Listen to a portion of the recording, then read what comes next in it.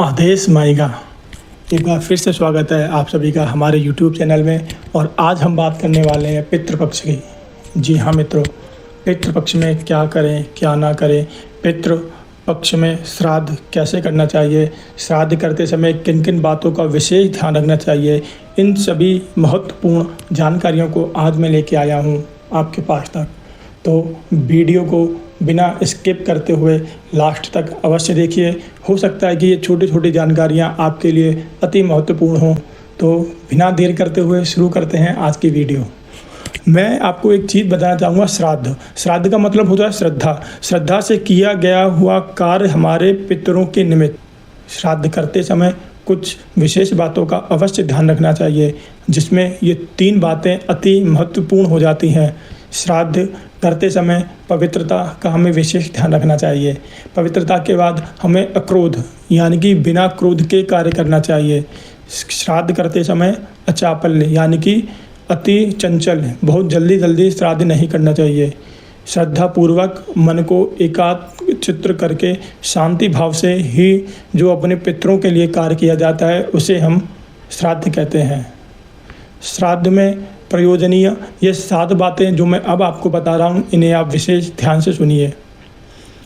इन 7 चीज़ों का इस्तेमाल आप अवश्य करिए अपने पितरों की तिथि पे श्राद्ध करते समय। दूध, गंगाजल, खादी का कपड़ा, कुतक बेला। कुतक बेला यानी कि दिन का 8वां मुहूर्त। अगर मैं से आपको बताना चाहूँ तो इसका टाइम हुआ दिन में 11:36 से दिन में 12:24 तक। ये जो समय होता है हमें अपने पितरों का श्राद्ध इसी समय पे करना शास्त्र प्रदत्त माना गया है। ये अति शुभ टाइम होता है, हमें इसी समय पर श्राद्ध करना चाहिए। श्राद्ध में दौहित्र का विशेष उपयोग करना चाहिए। दौहित्र मतलब हो गया हमारी बेटी का बेटा।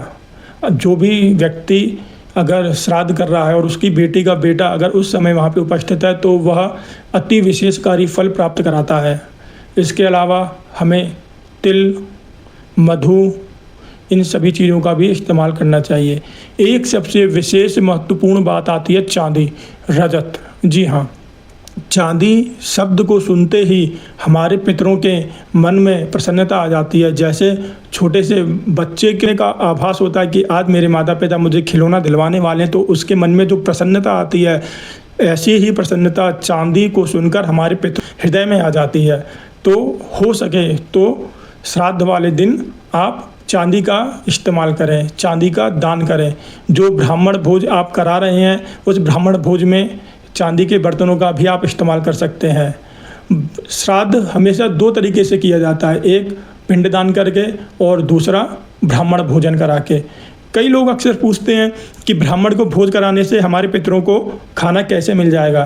तो मैं ये बात उन व्यक्तियों को बताना चाहूँगा कि जब भी हम ब्राह्मण को भोजन कराते हैं उससे पहले हम एक संकल्प लेते हैं कि मैं फलाना व्यक्ति, मेरा गोत्र फलाना गोत्र है, मैं इस स्थान पर बैठकर अपने पितरों के निमित्त हूँ। तो ये जो हम संकल्प बोलते हैं, इसी संकल्प को मंत्रों की ऊर्जा द्वारा हमारे पितरों तक पहुँचाया जाता है।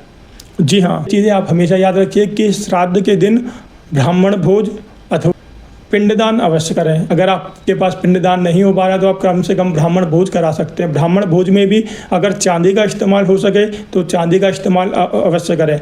चांदी के इस्तेमाल के अलावा एक नेपाली कंबल का इस्तेमाल अवश्य करें। जो आसन आप अपने ब्राह्मण को लगा रहे हैं, हो सके तो नेपाली कंबल बिछाकर उनका आसन लगाएं।